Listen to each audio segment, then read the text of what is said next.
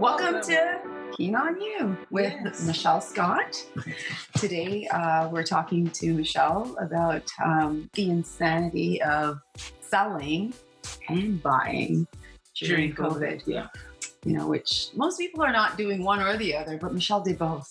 Yep. It feels good, right? Yeah.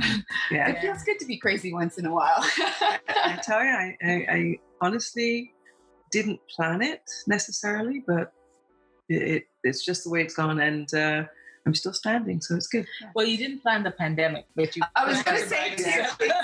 Yes. Yeah, that's true. That's You true. couldn't have planned that no, one. No, you know. no. Yeah, so that happened on us, and we've been handling it well, and so did the sale and the purchase. They went well. Yep. So we Mhm. can get So Michelle, I guess let's start. Like, what we do is we sort of talk to people in our community, talk to people we know about and who we've worked with on, how they've come to where they are. And so today we're just gonna sort of talk to you about your investing life and experience and so on. So how about we start by you telling us about how you started in real estate and investing and, building wealth and what was that like for you? and maybe why. Yeah. I think a lot of times we think about where we are now, and in retrospect, when I actually go back to my childhood, I think it really started there. And I'm lucky in that, and it's only as adults, my sister and I talk about it. My parents were immigrants from Jamaica to the UK, and my father purchased a house and was one of the first Black people, I guess, in a place called Gloucester. So he's part of the Windrush generation to buy a house. And it was a 3-level terrace, really not in the best shape, but it was home, and he made it work.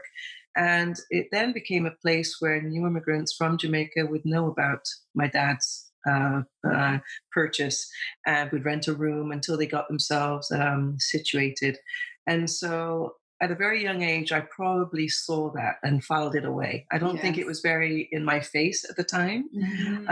But, in 1954, I think is when he first arrived, and in 1956 when he bought the property.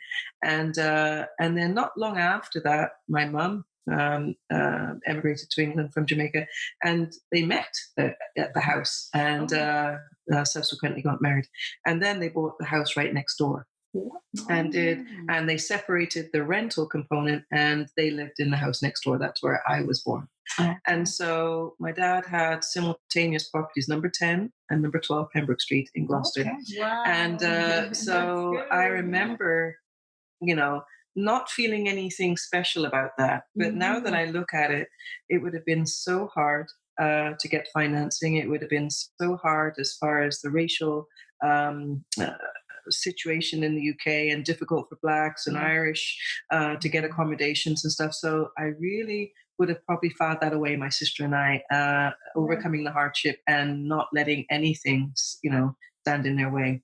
So fast forward, my sister owns 3 properties in the UK currently, and I own. So a family of owners here. Yeah, and it's funny because we never really looked at it like that. It just felt like it's something that you just do. And because your father started that. that's right. Yeah. And never talked to us about it. No. So it's not like he said, "Oh, you got to buy a house, you got to do this." But we never had any direction that way. But I think subconsciously, just watching that and understanding that Windrush challenge and fortitude. I mean, I believe they were pioneers. I still believe that. Yes. And so they laid the groundwork for us. And it's only as adults now that my sister and I got into real estate, not really planning to, but realizing that rent is not sustainable for me anyway. And realizing that I wanted to make sure that if I'm going to put my money into somebody's pocket, then it has to be mine, because that pocket will then be my daughter's, that will be her, my grandchildren, and on and on and on. So to build generational wealth, That's which right. is part of what Yes. Kevin and I definitely believe. Absolutely. As Yeah. people, as Caribbean Blacks, we want to do that. And Correct. you are a second generation builder. Yes. So, and maybe your grandfather before had some sort of influence on your Yes. your dad going Yes. into saying, well, this is something I can do. Yes. Yeah. And so this is how we grow and build. And I think it's important to understand that we have such, huge challenges that can make us just not want to do it, just make us want to give up or not even try.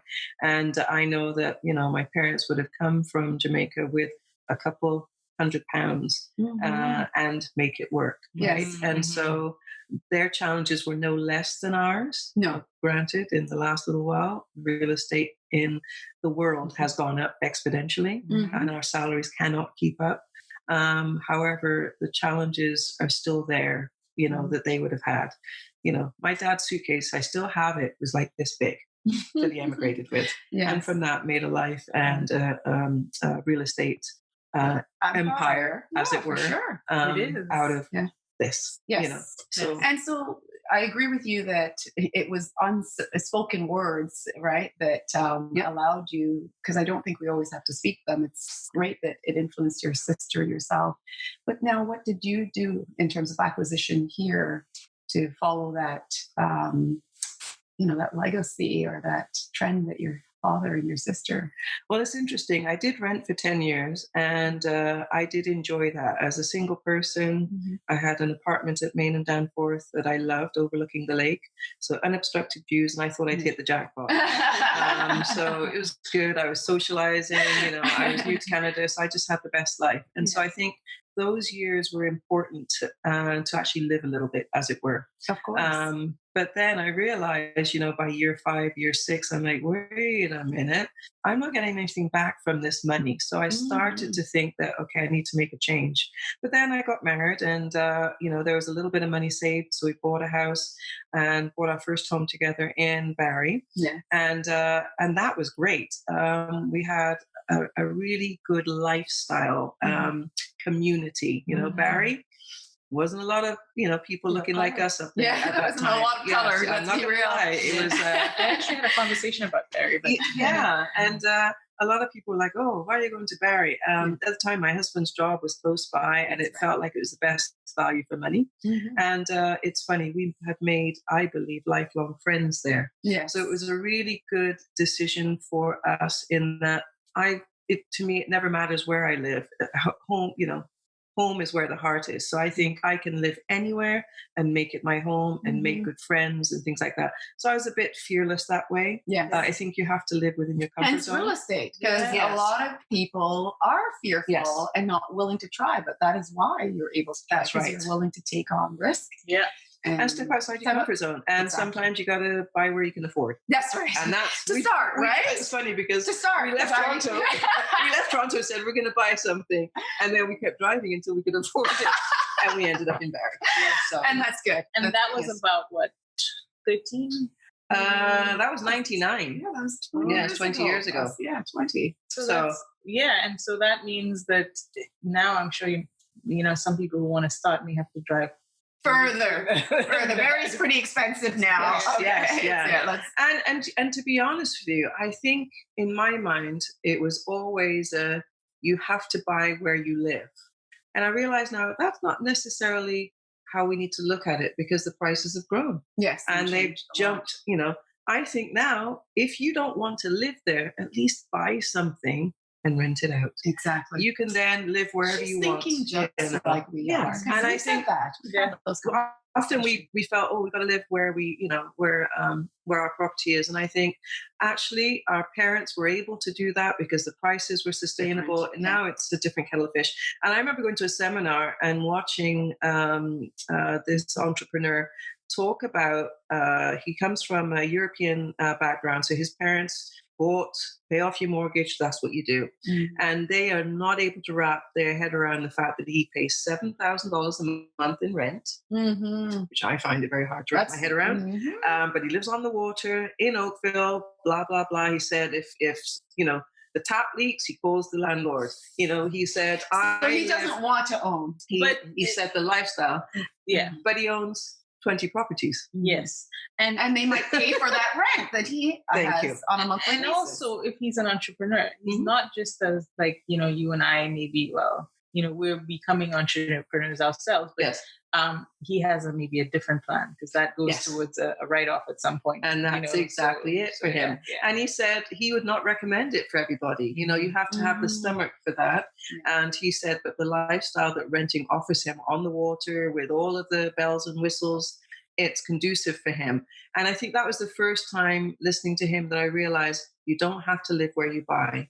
If you can afford to buy something, it's better to do that than to do nothing. And I think that's a good lesson and a good tip to our listeners, because many of our community, they don't want to own where they can't live in it. That's right.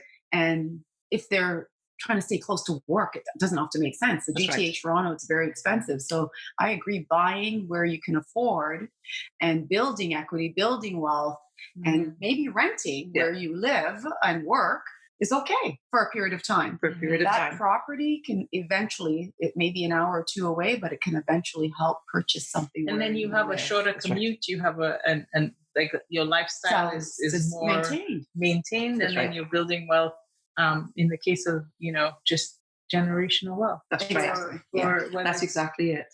And I think, understanding there's different ways to reach your goals, and it doesn't have to follow a traditional pattern, because I think the traditional pattern is now getting out of the reach of a lot of us, because the house prices have now far exceeded our salary opportunity in many ways. And the banks and financial institutions know that. So that's why they're not going to lend to us. So now that we're talking about finances and so on, one of our questions was, and maybe you alluded to that, but you tell us, like, what did you do to bring together the capital you needed even to start? Like, what was that like, and how did you sort of, continue to acquire over time? I've always been a saver, number one. And I think this is another conversation my sister and I had, which was very subliminal again, is that my parents always asked us to save some of our money, whether it be a part-time job or anything that we did. They encouraged us. They didn't monitor it, but they encouraged us to save something. So we all had piggy banks.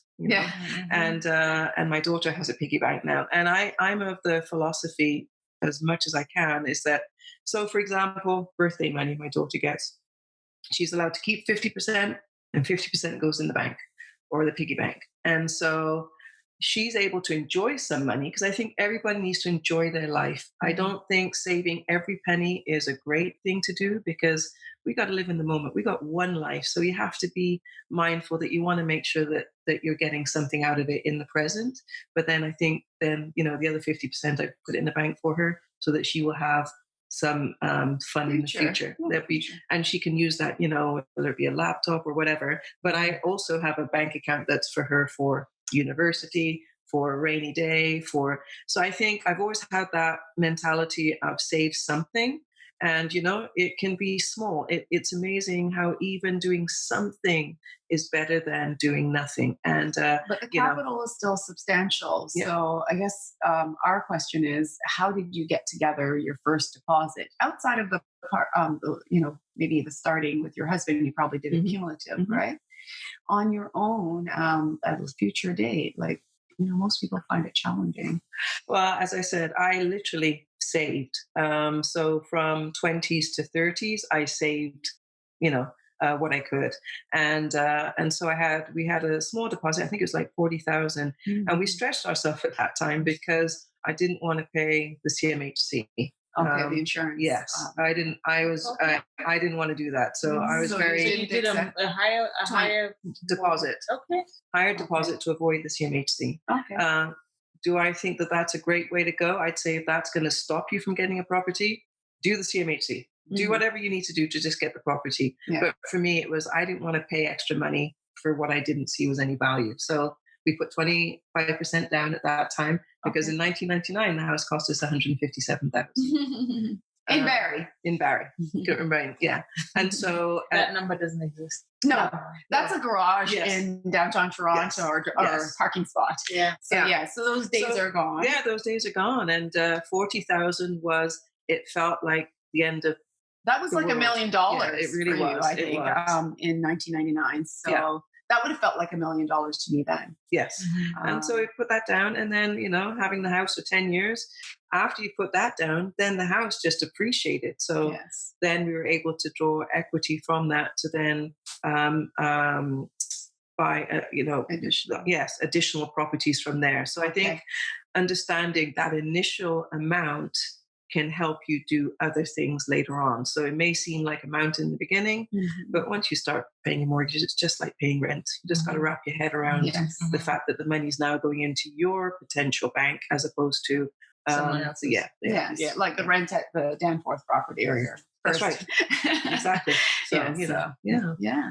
So and we haven't really covered today's purchases because we were talking about buying and selling in COVID. So Yep. so how did you find, because we've talked about you've had a lot of experience in real estate, from From a in young child. 1990 from birth almost to From the one. 90s where you bought in Barrie and so on. Yes. But this year has been only slightly different from every other year that Yes. I've lived in my entire life. Yeah. So the pandemic has really put a different lens Yes. on everything. We're home now, work is different.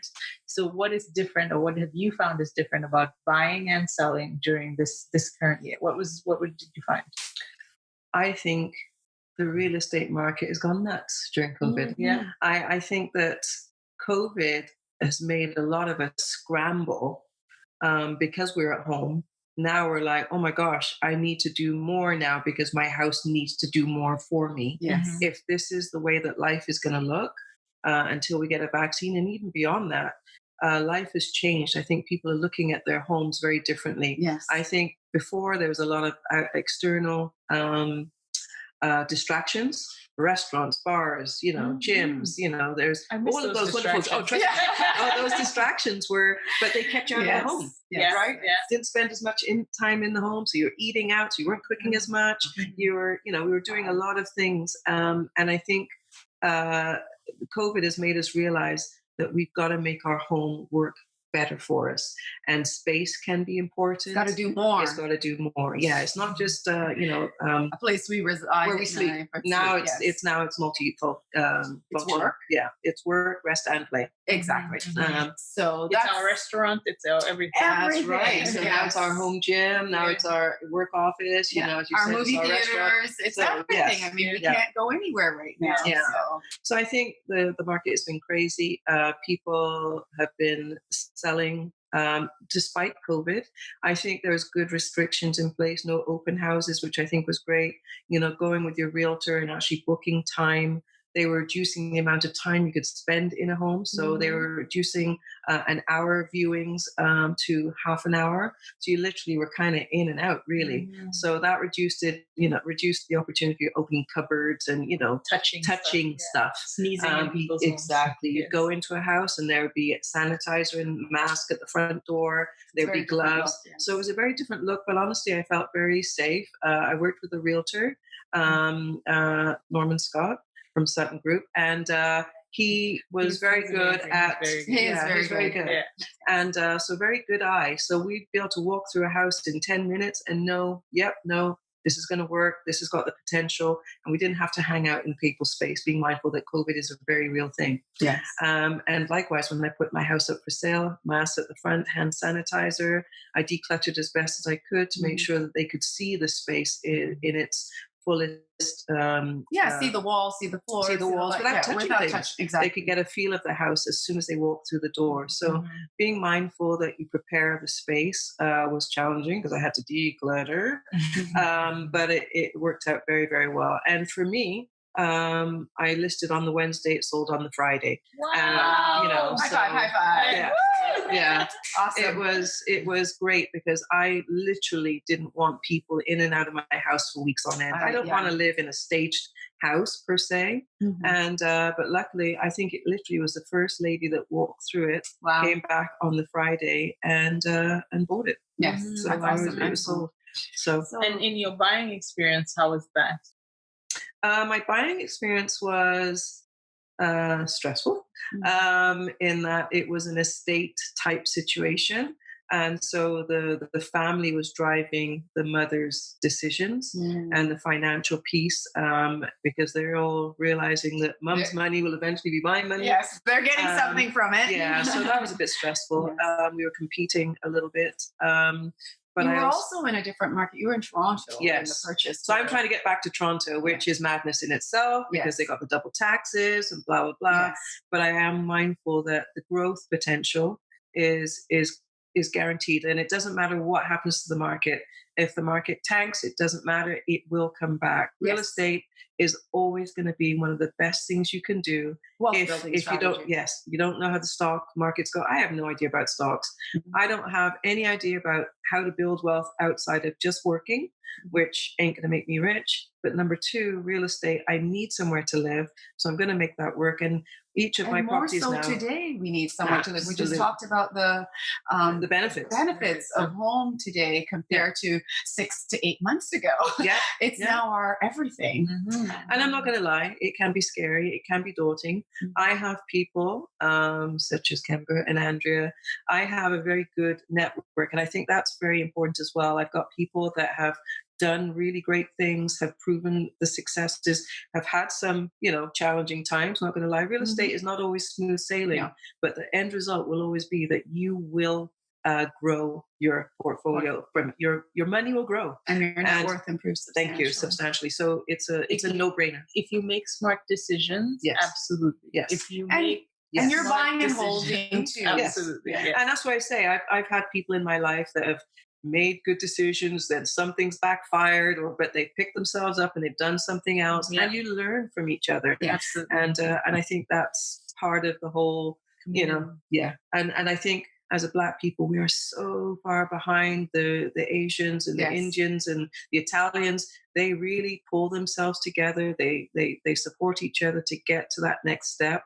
And I think, with Keen and organizations like that, it really does help you understand some of the pitfalls so that you can avoid them. Mm-hmm. Why do we want to keep making the same mistakes as silos when we can join forces and skip some of the heartache, and make better decisions? And also as a collective or as a group, as whether we're just sharing information, or sharing resources, pooling together, whatever it is we're sharing, we're building and we're growing. And then the next generation, the little people that are around us and who are growing up, our backups are behind the scenes today. They will learn that collaboration, supporting each other, sharing, improving where you are today is important. And absolutely. And I think for me, now that I'm moving back to Toronto, which has been a bigger undertaking, I think that moving forward, I will join forces with people to get other properties. Yes. So like working with organizations such as Keen, my role now is to maybe, be a passive investor and grow my portfolio in other ways. So I've secured my own property. I'm going to put a basement apartment in. I'm going to get that rental income to help me with the bigger mortgage. And then I'm going to free up some of my cash so that I can put some money elsewhere. Mm-hmm. So I think we have to be okay and open to other options. And aligning with others. So. Excellent. Well, I think we are almost at time. And so, Michelle, I think you've shared some amazing, amazing tips. I love the stories. And I think it's amazing to learn today sort of how your childhood influenced you so much. Oh yeah, my sister and I talk about it all the time. And as I said, we don't always verbalize, my parents didn't verbalize things, but I think sometimes the actions is what you remember. Yes. And so, we've been blessed that way. Okay. Well, thank you for coming on and being our guest. Yeah, this has been great. Sharing. Yeah. And thank you to everyone who's listening. We appreciate you listening and spending the time with us. So you can find us at all the social media platforms. We're on Facebook, Instagram, Twitter. You can also find us on our website, www.keengroup.ca, and DM us. Let us know, even if you have an idea or something that you want to ask questions about, reach out to us. We'd love to hear your stories. Yes, thank you. Absolutely.